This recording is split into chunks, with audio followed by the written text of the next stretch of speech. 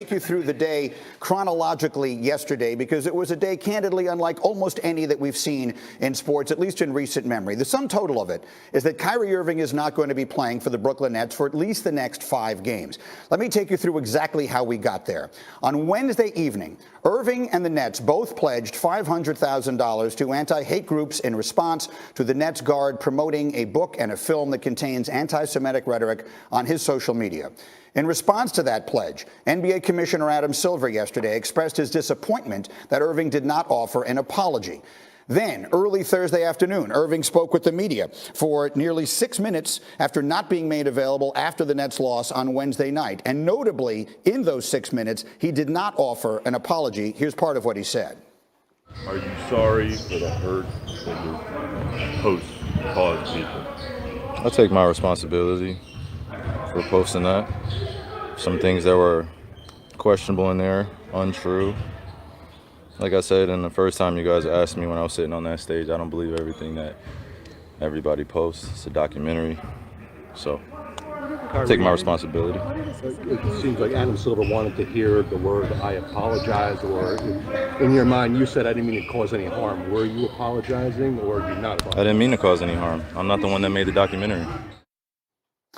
So, again, noticeably absent were the words, "I'm sorry," and that was not good enough for the Nets. They suspended him for at least 5 games late yesterday afternoon because he failed to, quote, unequivocally say he has no anti-Semitic beliefs.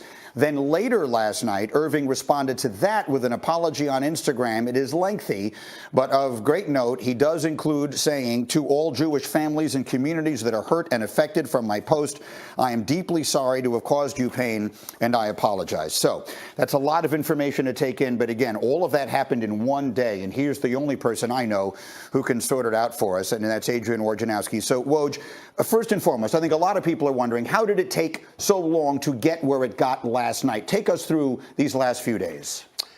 Greeny, going back to late last week when Kyrie Irving shared that anti-Semitic documentary to his Twitter account into the weekend, I think Joe Tsai, the Nets owner, I think his hope was that he could have a process with Kyrie Irving of educating him about why what he shared was so hurtful to the Jewish community, to the community at large.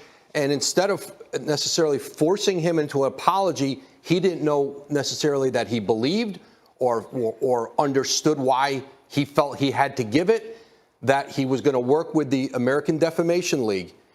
And together, they would help to educate Irving and then come to an understanding where he could have a fuller view of the entire scenario. And he saw it as something of a teachable moment. And this is amid, I think, both Nets management, the league office, pushing Joe Tsai to be more punitive, a suspension, a punishment. And as the days wore on and Kyrie Irving had a chance on Saturday night, then again yesterday, publicly with the media, to disavow, condemn the contents of that movie, to say that he was not anti-Semitic, those 2 public appearances, and then a joint statement with the Nets a couple days ago that still fell short. I think finally Joe Tsai realized, even after Adam Silver didn't want to wait for Joe Tsai anymore to figure this out with Kyrie Irving, he put his own statement out and wasn't going to just allow the Nets to handle this, let Joe Tsai handle it. You come to a situation yesterday where the Nets suspend Kyrie Irving for at least 5 games and come out with an extremely, a strongly worded statement that certainly many would have liked to have seen days ago. And so, and we'll have more time later to get more deeply into this part of it, but that was one tumultuous day. What should we expect to happen now? Well, the Nets, when it comes to Kyrie Irving, they say he has to meet, I think they termed it a series, of remedial, objective remedial sequence of trying to make this right over the next, at least through these 5 games. Now, I think you saw with Kyrie Irving, the apology that he posted on his Instagram late last night. Listen, he could have probably avoided the suspension if at any point in the last week he shared most of those sentiments and maybe a little more, he probably wouldn't be suspended now. But it took until he was suspended for him to share that last night. So you're looking at now at least 5 games without Kyrie Irving, and certainly I think his future in Brooklyn very much in question. All right, stay close by, Woj. Obviously, we'll keep working this story. It is such an unusual one, and we will continue to cover the very latest as the morning. Breaking news into SportsCenter: the Nets have suspended Kyrie Irving for no less than 5 games. He's been at the center of a firestorm after posting a link to an anti-Semitic book and movie on social media.